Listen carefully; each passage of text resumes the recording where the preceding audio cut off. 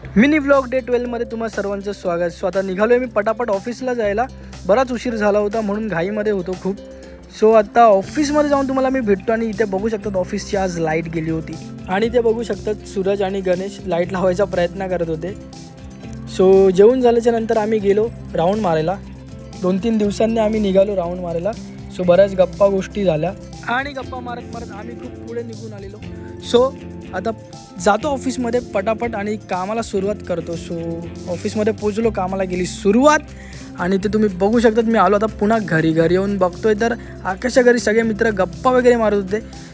तर आज मार्गशीर्षचा शेवटचा गुरुवार होता, त्यामुळे तुम्ही बघू शकता तिथे बाहेर सर्वांच्या घरात लाईट लागली होती.